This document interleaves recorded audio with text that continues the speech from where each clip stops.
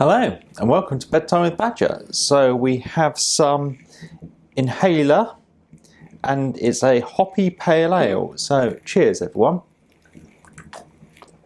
It's a horrible evening here. It's tipping down with rain. Got the fire going though. I'm toasty warm. So we'll start with a few thank yous. New patrons. We've got Claire Mason and we got Paul Jukeson. Yeah, I apologise if I pronounce your names wrong. And I also got some stickers, which is makertribes.com. So, not spoke to you for a couple of weeks, so what's been going on? We've had a couple of videos out. We had the one about making 3 different types of coat racks. Yeah, went down well, and it was... what was the other one? Oh, the kitchen stuff. So the magnetic knife rack. That's worked really well actually. I was pleased with that. I'd looked at loads of options because I'd seen you can just drill through from the back, especially if you're using round magnets. But taking that thin strip off, I thought was an interesting way of doing it. And it worked better than I even ever imagined actually. I tried it, experimented at first just with 1 row of magnets, but that was nowhere near strong enough. And since I've actually found some 4mm thick ones. Those were 3mm thick, so I think they would have been even better, but they're surprisingly expensive. I mean, that's the trouble with a lot of things we make, and I'm sure it's true for most of you watching, is you could just buy the thing cheaper than it costs you to make it. I could probably buy a plastic knife rack for under a tenner, under the cost of the magnets, let alone the hours of time and the oak and all the other bits. But that's not the point, is it? The point is we enjoy making things. So next week's video is going to be a little Christmas gift guide of, I'm going to make 3 different things that are going to be cheap, easy things to knock up as presents for people. Partly because I'm mean, so my family are getting homemade things that I've mainly made out of scrap, but yeah, luckily they don't watch. So I don't like to think about Christmas this early really, but if you're going to make things, you really need to start thinking about it in November. So that's coming out on Wednesday. So what else has been going on? Well, I've just been crazy busy selling things, which is great. I sell things on Amazon Handmade. It's very much like Etsy or Folksy or other things like that.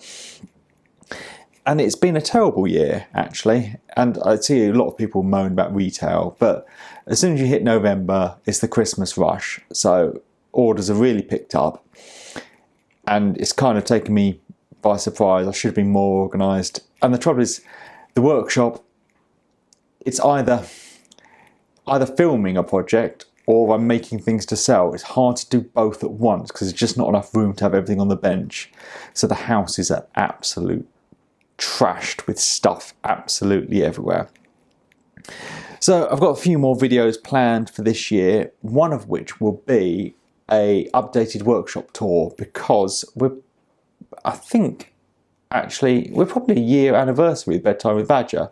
I know this won't be number 52 because we've missed quite a few, but I think it was about this time last year I started. So I started when the workshop was finished, so I've been in the workshop just over a year now. So it's about time I did a new tour, and quite a bit's changed in here. I imagine you're the same. You always tinker with things and move it around, and you've got to be in a space a while to really work out how you're going to use it. And to be honest, I'm still working out, and as I say, sometimes I'm making a batch of 20 of one item, and other times I'm filming a video, and they're very different things. With batching it, you need lots of bench space. As with filming, you need rooms to be able to set up lights and tripods, and it's hard to get a space that can do both well. And I think I'm getting there, maybe. And I'm sure if I'd go back in time, I'd do it all again. I mean, I'm happy with the workshop as a space. I'd love it twice as big. No, I wouldn't. I'd love it 4 times as big. But that's not realistic in my garden. If I was to go back in time, I think I'd build the workshop exactly the same. But I don't know, I'm thinking of my big workbench with all the holes in.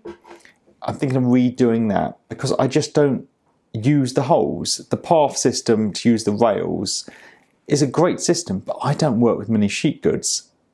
And it's a bit big. And what I found is I have no flat surface without holes in. This has got holes for holdfasts. Very useful in a woodworking bench. But sometimes I've got a box of screws or something and I want to tip it out onto the bench to look through it. I've got no bench without holes in. So that's a complaint of that one. Also, because it's like the torsion box design, it's very echoey if you want to hit a hammer on it, as this is solid.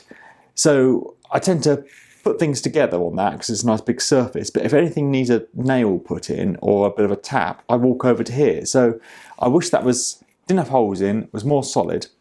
And the other thing, because it's a torsion box, the top is, say, that thick. You can put stuff in it, but I actually find it's not very practical space. It's more of a dumping ground. I shove things in it. And because of the holes, it gets absolutely full up with sawdust. As if it had a normal top, it would be much thinner, even if I made it have your solid wood top rather than a sheet good. And that means I could get other things under it. Oh, sorry, I should have put my phone on silent. Like the planer thicknesser would be able to wheel under the bench if I didn't have the torsion box top. Anyway, I'm thinking out loud. So that's my plan, and maybe that is something I'll do in the new year. But now I've got to actually concentrate on making things to sell and making videos and not playing around reorganising the workshop. Right, I think that's enough waffling for now. Anyway, thank you everyone, and I'll speak to you soon.